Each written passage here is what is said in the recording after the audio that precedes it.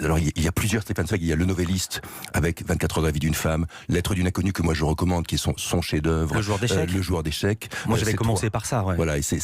Alors souvent les hommes commencent par les joueurs d'échecs et les femmes par 24 heures de la vie d'une femme. Non, Lettre d'une inconnue. Ouais. Et puis ça c'est Le Novelliste dont les nouvelles sont des petits mécanismes d'horlogerie. Je l'ai dit, c'est l'écrivain des passions amoureuses. C'est un écrivain qui va rentrer dans la peau des personnages et nous faire vivre au rythme de ces personnages. Mais c'est aussi un biographe.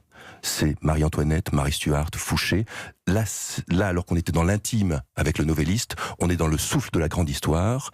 On est dans les champs de bataille. On est avec les généraux, avec les capitaines, avec les bataillons d'infanterie. Et il y a le dernier Zweig qui est l'autobiographe, qui pour moi est le plus grand, et qui a la jonction entre l'intime Zweig et l'historien Zweig des biographies. C'est l'écrivain du Monde d'hier. C'est un livre monumental. C'est l'autobiographie d'un homme et c'est l'autobiographie d'un siècle. C'est comment on devient écrivain et c'est comment on devient un homme et c'est comment l'Europe s'anéantit d'elle-même. C'est le suicide de l'Europe, c'est la splendeur de l'Europe et c'est la splendeur de Stefan Zweig, comment il est devenu l'écrivain le plus lu au monde dans les années 30 et comment il a été brûlé sur toutes les places d'Allemagne dès 1933 et c'est aussi sa fin tragique au bout du monde à Petropolis en 1942. Parce que vous le dites, le suicide de l'Europe, mais le suicide de Stefan Zweig, c'est ça sa fin tragique. C'est sa fin tragique. Si vous voulez, il a à la fois exprimé et incarné l'Europe. Il a exprimé et incarné un rêve qui j'écoutais Alex Taylor tout à l'heure, lorsqu'il parlait de l'Europe, on avait l'impression d'entendre des propos de Stefan Zweig aussi. Alors ce n'est pas un idéologue, mais c'est un homme qui part de l'intime pour raconter une histoire. Alors j'en viens à Stefan Zweig, le sous-titre c'est Pas de défaite pour l'esprit libre, ce sont ses écrits politiques 1911-1942 pour lesquels les éditions Albin Michel sont venues vous chercher, vous Laurent Sexic pour la préface. Je ne vais pas vous demander pourquoi vous avez dit oui, mais pourquoi, en quoi ces écrits politiques sont intéressants? D'abord, de quoi s'agit-il? Ce sont des inédits dans quelle mesure? Ce sont des inédits, ils ont été inédits en France, ils étaient inédits en Allemagne aussi, ce sont des lettres que l'on a retrouvées dans les archives et qui n'avaient jamais été publiées et qui racontent même dans des journaux. Dans certains journaux de l'époque, absolument. Ouais. Pour certains, ce sont des lettres qu'il avait adressées, ce sont des manifestes.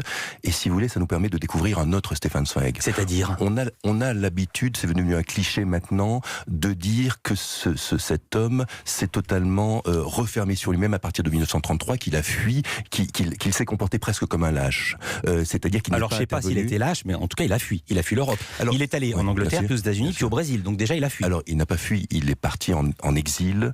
Forcé qu'il était, du fait qu'il était juif, c'était un écrivain autrichien. Il a compris avant tout le monde la terrible destinée qui attendait les siens, et il est parti avant tout le monde parce qu'il avait cette connaissance, cette science de l'histoire qu'il développe dans ses biographies.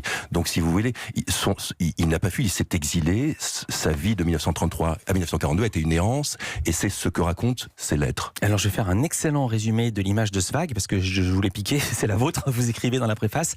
Il est de coutume de réduire la pensée de Zweig à un ersatz de pacifisme teinté d'humanisme bourgeois, érigeant le non-engagement en système idéologique, donc c'est pas vrai. Non, c'est faux.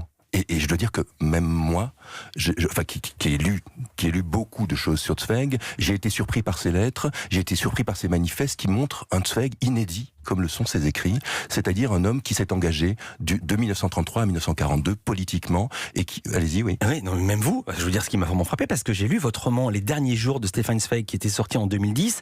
Vous racontez ses derniers mois de vie et on lui reproche à l'époque, il se reproche de ne pas prendre de position politique contre le Troisième Reich. Il se reproche à lui-même sa lâcheté. Vous écrivez, page 56, Zweig n'avait rien osé faire, pas la moindre pétition, pas le plus petit article.